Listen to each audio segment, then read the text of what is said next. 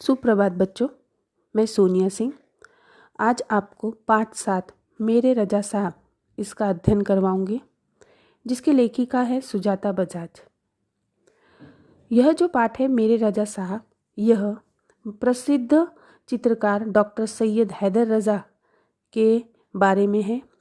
जो लेखिका है सुजाता बजाज, उन्होंने संस्मरण अर्थात यादें, उन्होंने डॉक्टर सैयद हैदर रजा की याद में यह पाठ लिखा है।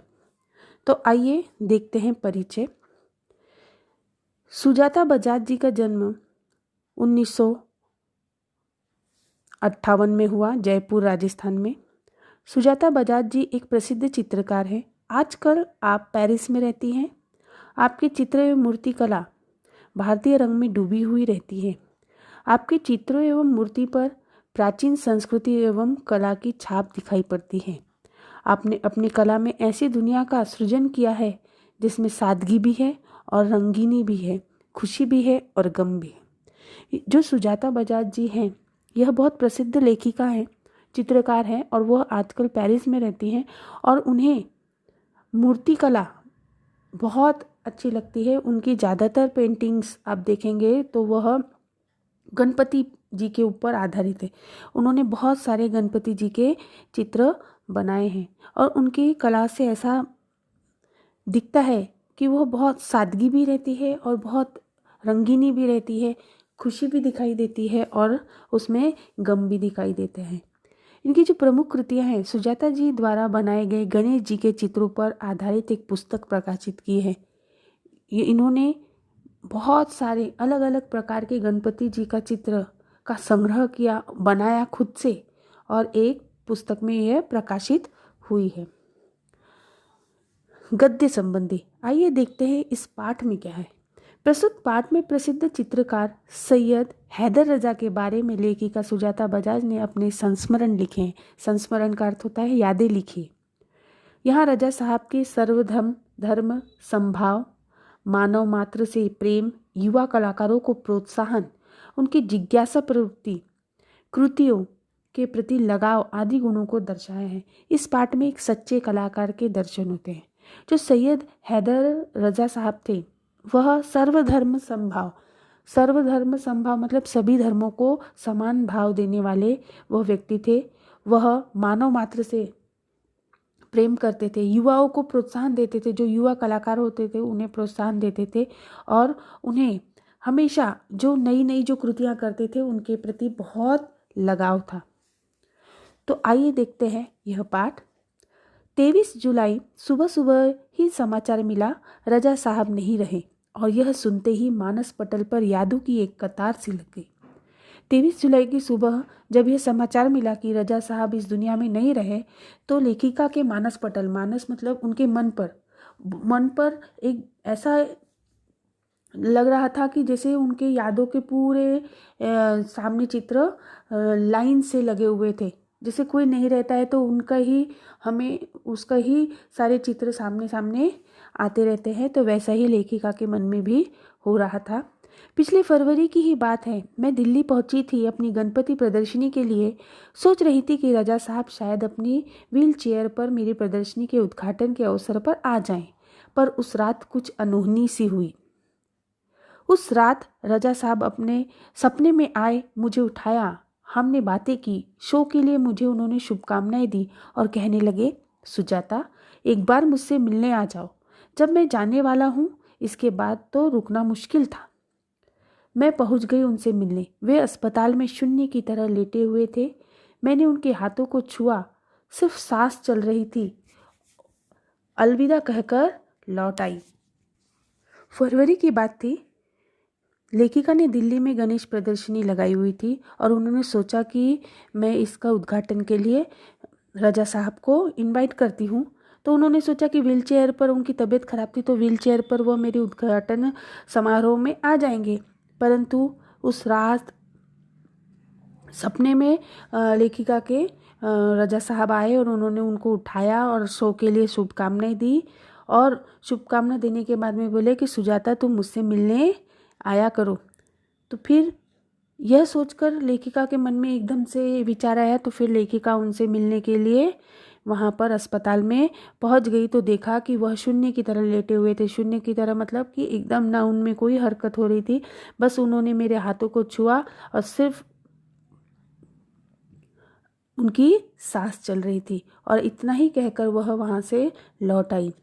राजा साहब अपने धर्म के साथ साथ उतने ही हिंदू ईसाई भी थे।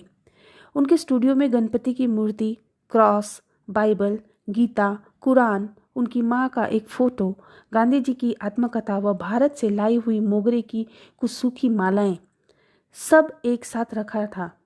वे गणेश को भी पूजते थे और हर रविवार को सुबह चर्च भी जाते थे। राजा साहब के घर में अगर हम देखें तो वह सर्वधर्म समभाव को मानने वाले व्यक्ति थे। वह हिंदू भी थे तो ईसाई भी थे। उनके स्टूडियो में जहाँ पर वो मूर्तियाँ या पेंटिंग किया करते थे, तो वहाँ पर गणपति की मूर्ति, बाइबल की किताबें, क्रॉस, गीता, कुरान, उनकी फ़ोटो, माँ की फ़ोटो, गांधी जी की फ़ोटो और सारी चीज़ें वहाँ पर पड़ी हुई रहती थी। और वे गणेश जी को भी पूजा करते थे और हर संडे चर्च में भी जाया करते थे। एक दिन जहांगीर आर्ट गैलरी में प्रदर्शनी देखते हुए किसी ने कहा, अरे यह तो एस एच रजा है। मैं एकदम सावधान हो गई क्योंकि मेरी सूची में उनका भी नाम था। मैंने उनके पास जाकर कहा, रजा साहब आपसे बात करनी है। वे देखते ही रह गए। उन्होंने मुझे इंटरव्यू दिया, बहुत सारी बातें हुई। अचानक मुझसे पूछने लगे कि आप और क्या क्या करती हैं। मैंने कहा, मैं कलाकार हूँ, पेंट करती हूँ। वे तुरंत खड़े हो गए और कहने लगे, चलो तुम्हारा काम देखते हैं। अब लेखिका ने पुरानी बातें सोचते हुए कहा कि एक दिन जब जहांगीर आर्ट गैलरी में प्रदर्शनी देखते हुए किसी व्यक्ति ने कहा कि अरे ये तो एस रजा है, मतलब रजा साहब हैं। तो एकदम से मैं उनकी तरफ मुड़कर देखी क्योंकि उन्होंने भी उनको बुलाने का सोचा था। फिर उनके पास जाकर उन्होंने कहा कि आप क्या रजा साहब हैं? और वो मुझे देखते ही रह गए। तो फिर उन्होंने मुझसे बहुत सारी बातें की, मैंने उनका इंटरव्यू लिया। ऐसे उन्होंने लेखिका से बहुत सारी बातें की और अचानक उन्होंने पूछा कि तुम क्या क्या करती हो? तो उन्होंने बताया कि मैं कलाकार हूँ, मैं पेंटिंग करती हूँ। तो फिर रजा साहब लेखिका की पेंटिंग देखने के लिए तैयार हो गए और कहा कि चलो हम तुम्हारा काम देखते हैं। मैं सोच में पड़ गई, मेरा काम तो पुणे में है। उन्हें बताया तो वे बोले, चलो पुणे। ताज होटल के सामने से हमने टैक्सी ली और सीधे पुणे पहुँचे। उन्होंने मेरा काम देखा और फिर कहा, आपको पेरिस आना है, आपका भविष्य बहुत उज्जवल है। अब लेखिका को जो वहाँ पर थे वो मुंबई में जहांगीर आर्ट गैलरी थी। तो उन्होंने बोला कि यह अगर राजा साहब को मेरा काम देखना है तो मेरा काम तो पुणे में है। तो फिर उन्होंने बोला चलो पुणे। वो पुणे में उनके साथ में टैक्सी में गए और टैक्सी में जाकर उन्होंने वहाँ पर पूरी लेखिका की पेंटिंग देखी और कहा कि तुमको पेरिस आना चाहिए, तुम्हारा भविष्य बहुत उज्जवल है। छोटी से छोटी बात भी उनके लिए महत्वपूर्ण हुआ करती थी। बड़ी तन्मयता और लगन के साथ करते थे सब कुछ। पेंटिंग बिकने के बाद पैकिंग में भी उनकी रुचि हुआ करती थी। कोई इस काम में मदद करना चाहता तो मना कर देते, किसी को हाथ नहीं लगाने देते थे। बड़े करीन से धैर्य के साथ वे पैकिंग करते थे। कहते थे, लड़की ससुराल जा रही है, उसे संभाल कर भेजना है। जब वे किसी को पत्र लिखते या कुछ और लिखते तो मत पूछिए, हर शब्द हर पंक्ति को नाप तोल कर लिखते थे। फूल उन्हें बहुत प्यारे लगते थे। अब जो रजा साहब थे वो छोटी से छोटी चीज़ों को बारीकी से वह सारी चीज़ें काम करते थे और सब चीज़ को महत्वपूर्ण देते थे, बहुत तन्मयता, मतलब बहुत लगन से और बहुत उसमें घुस कर, बोलते ना, तल्लीनता से वह काम करते थे। अगर कोई उनकी पेंटिंग खरीदने आता तो उसकी पेंटिंग जब बिक जाती तो उसकी पैकिंग भी वो खुद ही करते थे और बहुत ही सावधानी से, करीने से, मतलब कि बहुत ही एक छोटी सी छोटी चीज़ें धैर्य के साथ वो क्या करते थे, पेंटिंग करते थे, ये पैकिंग करते थे और बोलते थे कि लड़की ससुराल जा रही है। मतलब अपनी पेंटिंग को वह एक लड़की की तरह मानते थे और वह कहते थे कि लड़की ससुराल जा रही है, इसलिए इसे संभाल कर भेजना चाहिए। वह जब भी किसी को पत्र लिखते तो बहुत उनकी जो शब्द होते थे बहुत नाप तोल के, मतलब कि वह न ज़्यादा किसी के लिए बुरा ना कुछ अच्छा, वह सटीक शब्दों में अपना पत्र लिखा करते थे और उनको फूल बहुत पसंद थे। मुझे याद है 22 अक्टूबर 1988 को मैं लंदन से पेरिस के गार्दिनो स्टेशन पर ट्रेन से पहुंची थी। रजा साहब स्टेशन पर मेरा इंतजार कर रहे थे। ट्रेन लेट थी पर वे वहीं डटे रहे। मुझे मेरे हॉस्टल के कमरे में छोड़कर ही वे गए। अब जब लेखिका को उन्होंने इनवाइट किया था कि तुम्हें पेरिस आना है, तो लेखिका भी पेरिस चली गई। और पेरिस में वह 22 अक्टूबर 1988 को जब पहुंची, तब वह स्टेशन पे जैसे ही पहुंची तो वहाँ पर रजा साहब इंतज़ार कर रहे थे। और ट्रेन इतनी लेट होने के बावजूद भी वो वापस नहीं गए, उनको वो लिए बिना उन्होंने मुझे मतलब लेखिका को हॉस्टल के कमरों में छोड़कर ही वह वहाँ से गए। एक दिन मैं बीमार होकर अपने कमरे में पड़ी थी। रात 11 बजे रजा साहब मेरे लिए दवा, भारतीय रेस्टोरेंट से खाना पैक करवा कर पहुँच गए। मेरे घर वालों को फ़ोन करके कहा, आप लोग चिंता न करें, मैं हूँ पेरिस में सुजाता की चिंता करने के लिए। अब एक दिन जब लेखिका बीमार पड़ गई तो रात 11 बजे रजा साहब उनके लिए दवाइयाँ और भारतीय होटल से खाना ले जाकर उनको पैक करवा कर उनको दिया। और उनके घर वालों से भी बात किया कि आप चिंता मत करना, मैं सुजाता के साथ में यहाँ पर हूँ। हर बार जब मैं यह रजा साहब पेंटिंग पूरी करते तो सबसे पहले एक दूसरे को दिखाते थे। दोनों एक दूसरे के ईमानदार समालोचक थे। हमने मुंबई, लंदन, पेरिस और न्यूयॉर्क में साथ साथ प्रदर्शनियाँ की, पर कभी कोई विवाद नहीं हुआ। हर बार जब भी दोनों जन पेंटिंग बनाते तो एक दूसरे को दिखाते थे। समालोचक का अर्थ होता है कि एक दूसरे की जो बुराइयाँ होती है, कमियाँ होती है, वह एक दूसरे को बताना। तो वह एक दूसरे को अपनी पेंटिंग दिखाते थे और एक दूसरे को ईमानदारी से बताते कि तुमने यह गलत किया है, यहाँ पर यह होना चाहिए, ऐसा वो दोनों आपस में शेयर करते थे।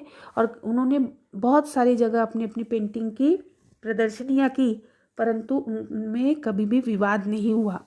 हमेशा वह स्नेह के साथ, उन्होंने अपनेपन के साथ ही वो काम किया।